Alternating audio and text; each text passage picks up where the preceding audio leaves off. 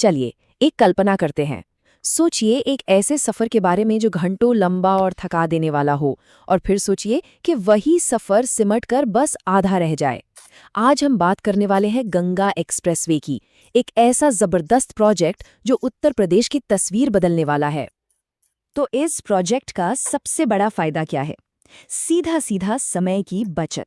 जो सफर पहले पूरे 12 घंटे ले लेता था ना, वो अब घटकर रह जाएगा सिर्फ 6 घंटे का। मतलब सफर का समय सीधे सीधे आधा। तो बात यह है कि असल में दिक्कत थी क्या?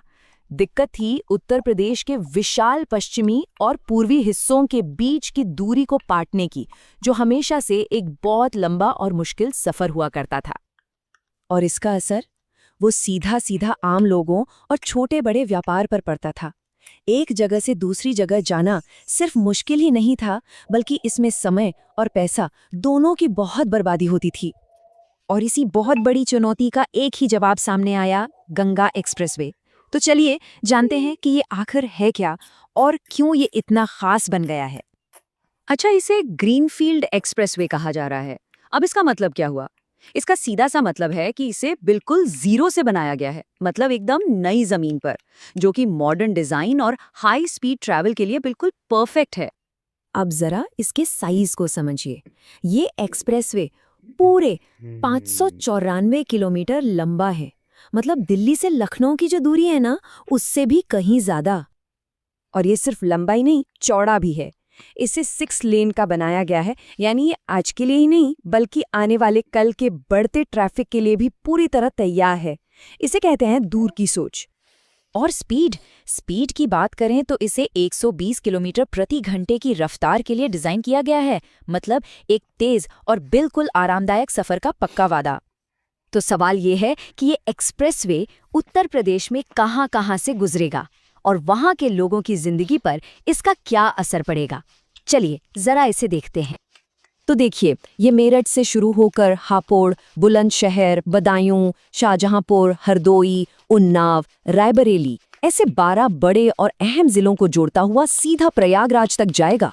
मतलब इसकी पहुंच बहुत ही ज्यादा है। ये लाखों लोगों की जिंदगी को बदलने वाला है। लेकिन रुकिए, ये कहानी सिर्फ सफर का समय घटाने तक ही सीमित नहीं है। नहीं, इसके फायदे तो कहीं ज्यादा गहरे और बड़े हैं। देखिए, इसे सिर्फ एक सड़क की तरह देखना गलत होगा। ये असल में एक इकोनॉमिक कॉरिडोर है। मतलब ये अपने रास्ते में आने वाले हर इलाके के लिए, चाहे वो खेती हो, छोटे बड़े उद्योग हो, सबके लिए तरक्की और रोजगार के नए नए दरवाजे खोलेगा। और हाँ, एक और बढ़िया बात, यहाँ पर मॉडर्न टेक्नोलॉजी का भी पूरा इस्तेमाल किया गया है, जैसे कि फास्टैग सिस्टम। इसकी वजह से टोल प्लाजा पर वो जो लंबी लंबी लाइनें लगती थी ना, वो झंझट ही खत्म। आप बस सोच कर देखिए, एक कामयाब फास्टैग स्कैन के बाद टोल का बैरियर खुलने में सिर्फ 1.5 सेकंड का वक्त लगेगा। इसे कहते हैं असली स्पीड और एफिशिएंसी।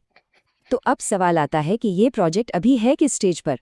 तो अच्छी खबर ये है कि ये बस लगभग पूरा होने ही वाला है और बहुत जल्द इसके उद्घाटन की उम्मीद की जा रही है। आपको ये जानकर खुशी होगी कि इस प्रोजेक्ट का लगभग 95% काम पूरा हो चुका है। जी हाँ, हम सच में इसके आखिरी दौर में हैं। और एक बहुत बड़ी और ताज़ा अपडेट ये है कि इस पूरे रास्ते पर जितने भी स्ट्रक्चर थे, मतलब छोटे बड़े पुल, फ्लाईओवर, कुल मिलाकर 1498, वो सभी अब बनकर पूरी तरह तैयार हैं। तो जो डेडलाइन रखी गई है वो है फरवरी 2026 तक इसे पूरी तरह से फाइनल करने की। और उम्मीद यही है कि अगले ही महीने यानी मार्च 2026 में इसका शानदार उद्घाटन भी हो जाएगा। तो आखिर में सवाल यही बचता है कि ये इतना बड़ा मेगा प्रोजेक्ट भारत के सबसे बड़े राज्य की तकदीर को कैसे बदलेगा। ये सिर्फ एक सड़क नहीं बल्कि तरक्की का एक नया रास्ता है, जिसका असर हमें आने वाले कई कई सालों तक देखने को मिलेगा। सोचने वाली बात है ना?